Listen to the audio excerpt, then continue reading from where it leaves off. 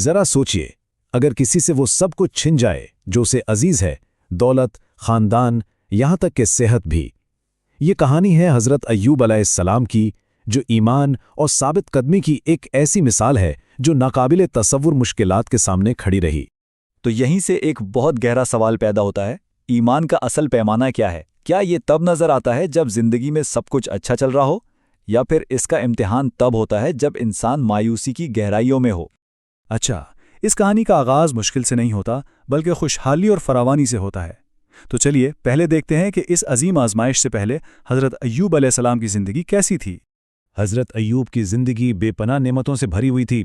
ان کے پاس وسیع دولت تھی، ایک بڑا اور محبت کرنے والا خاندان تھا، اور سب سے بڑھ کر ان کی شخصیت میں کمال کی عاجزی اور شکر گزاری تھی۔ ہر لمحے، ہر آسانی میں وہ اللہ کے شکر گزار رہتے تھے، اور یہی وہ بات ہے جو آگے آنے والی آزمائشوں کو اور بھی زیادہ حیران کن بنا دیتی ہے۔ لیکن یہ آرام و سکون کی دنیا ہمیشہ رہنے والی نہیں تھی، سب کچھ بدلنے والا تھا، کیونکہ اب ان کے ایمان کا وہ امتحان ہونے والا تھا جو شاید ہی تاریخ میں کسی کا ہوا ہو۔ یہ آزمائش کوئی ایک واقعہ نہیں تھی، بلکہ کئی سالوں تک چلنے والا ایک سلسلہ تھا۔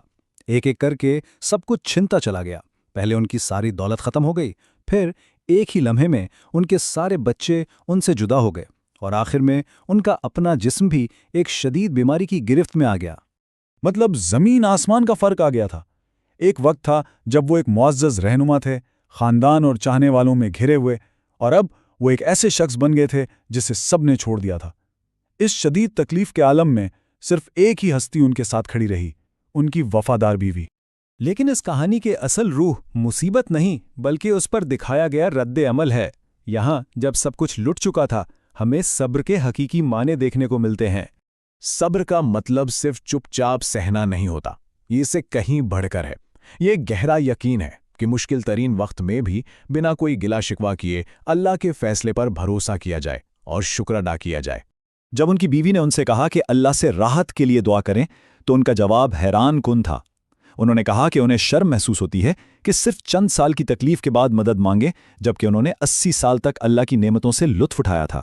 یہ ایک عدد ان کے شکر گزاری کے معیار کو ظاہر کرتا ہے۔ اس پورے مشکل ترین سفر میں ایک ہی سہارا تھا، ان کی بیوی رحمہ۔ جب ہر کسی نے انہیں چھوڑ دیا تو وہ ان کی واحد ساتھی اور دیکھ بھال کرنے والی تھیں۔ ان کی وفاداری اپنے آپ میں ایک بہت بڑا سبق ہے۔ اور پھر سالوں کے اس خاموش صبر کے بعد آخرکار وہ لمحہ آ ہی گیا۔ یہ کوئی مطالبہ یا شکایت نہیں تھی، بلکہ ایک چھوٹی سی عاجزی سے بھری دعا تھی جس نے سب کچھ بدل کر رکھ دیا۔ ذرا ان الفاظ پر غور کریں، کوئی گلہ نہیں، کوئی شکوہ نہیں، علاج کا کوئی مطالبہ نہیں، بس اپنی حالت کا ایک سادہ سا اقرار، اور اس کے فوراً بعد اللہ کی رحمت پر مکمل ایمان کا اظہار۔ یہ ہے دعا کی اصل روح۔ اللہ کا جواب بھی دیکھیں، کوئی بہت بڑا تماشا نہیں بلکہ ایک سیدھا سادہ حکم۔ معجزاتی بحالی ان آسان اقدامات سے شروع ہوئی جو یہ دکھاتی ہے کہ اللہ کی مدد اکثر بہت سادہ طریقوں سے آتی ہے۔ اور نتیجہ بالکل فوری اور مکمل تھا۔ اس معجزاتی پانی نے ان کی صحت اور جوانی کو فوراً بحال کر دیا، ایسے کہ جیسے کبھی کوئی بیماری تھی ہی نہیں۔ حضرت ایوب کی یہ کہانی صرف ایک تاریخی واقعہ نہیں، یہ تو حکمت کا ایک ایسا خزانہ ہے جو کبھی پرانا نہیں ہوتا۔ آئیے ان طاقتور اسباق کو دیکھتے ہیں جو آج بھی ہمارے لیے اتنے ہی اہم ہیں۔ تو اس پوری کہانی سے ہمیں بہت کچھ سیکھنے کو ملتا ہے۔ یہ ہمیں سکھاتی ہے کہ سچے ایمان کا امتحان مشکل میں ہوتا ہے، امید کبھی نہیں چھوڑنی چاہیے، کیونکہ اللہ کی رحمت ہمیشہ قریب ہوتی ہے، اور ایک وفادار ساتھی کی حمایت انمول ہے۔ لیکن ان سب کے مرکز میں صبر کا سبق ہے، جو ہر مشکل میں کھڑے رہنے کی بنیاد ہے۔